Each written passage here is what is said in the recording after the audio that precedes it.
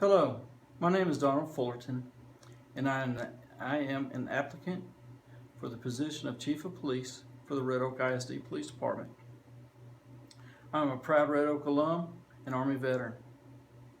I'm the husband to Debbie of 21 years. I'm a proud father and proud peepaw.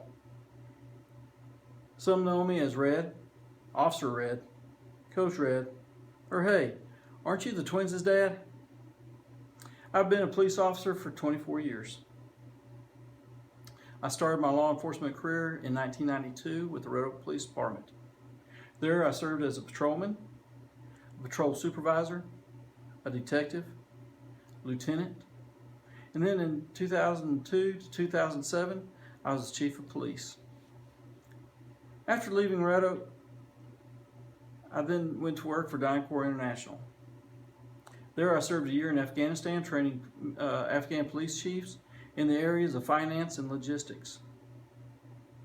After coming home, I then went to work for the Ovilla Police Department. There, Chief Mike Moon hired me on as a patrol sergeant and was operations commander. After 3.5 years with the Ovilla PD, I then finally got a chance to work for the Red Oak ISD Police Department. I am currently the campus officer for the Red Oak Middle School, and I'm the district investigator. I'm a proud graduate of the Leadership Command College through the Law Enforcement Management Institute of Texas, and I hold a Master's Peace Officer certificate.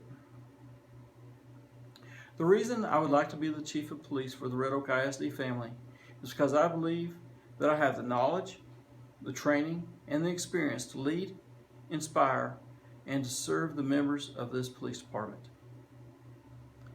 Being a member of this police department, I know some of the struggles that this department has endured due to the lack of good leadership. Others may know what the problems are and think they know how to fix it. I have the experience in fixing these types of problems. I am confident that through my leadership skills, that the morale of the officers will rise as they develop a sense of ownership in their roles. I believe that the role of every officer is to protect and serve. I believe that the role of the elementary officer is to be that of a sheepdog, protecting the flock from evildoers. How? Through staying visible and vigilant. There are also mentors, and they build relationships by one-on-one contact with the students and through the programs. With the middle school and the high school officers, there are also protectors, mentors, but there are also enforcers as they face more criminal activities than the other elementary officers. Over the years, the public's perception of law enforcement has been tarnished. Whether that perception was justified or not, President Obama formed a task force to listen to the challenges and the issues that face the trust in today's law enforcement and the communities that they protect and serve.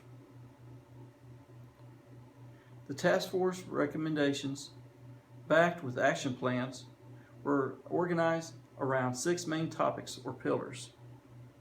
These pillars are 1, building trust and legitimacy, 2, policy and oversight, 3, technology and social media, 4, community policing and crime reduction, 5, training and education, and 6, officer wellness and safety.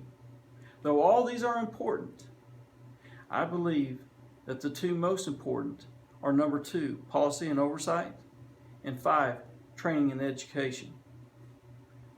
Through these 2, a solid foundation is built for all the other pillars to stand on. If I was to be appointed the next chief, one of my highest priorities would to put into place a policy and procedure manual that would be clear and comprehensive. It would be transparent. It would manage risk management and be based on federal and state law and conform with law enforcement best practices. Then I would implement a training plan that not only educates the officer, but molds the officer to be the best that he or she can be. They deserve it. The students deserve it. And our public deserves it. There has been many demands on officers to receive more training.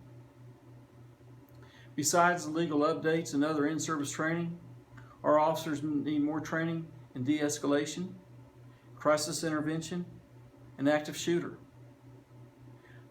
The more de-escalation training we have, the less likely we are to go hands-on with students, which, regardless of the justification, is never a good situation. Our rapid response team needs more training time together so they can build a camaraderie needed to be a cohesive unit. Currently, they train maybe a couple times a year. Then they're put in situations during lockdowns to make things work without a hitch. So far, they've done an outstanding job, but nonetheless, they have to train more and more often. As Dr. Nevin once said, or has said many times, we only get one shot to get it right.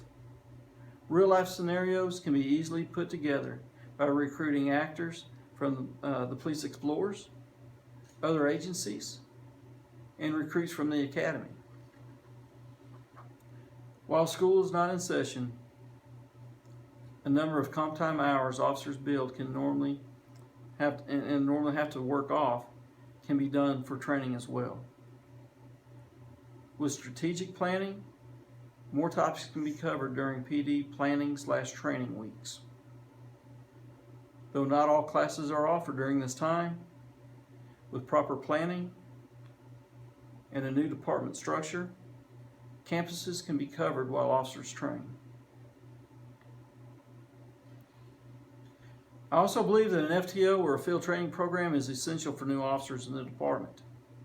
It is formal, standardized, and it has structured teaching and evaluation. The field training program is a vital part of the total selection process of a police officer. During this time, important values and acceptable behavior patterns are established. Also at this time, the trainee learns what is expected, not only during training, but during his or her career. In conclusion, I would like to thank you for this opportunity. Thank you, and go Hawks.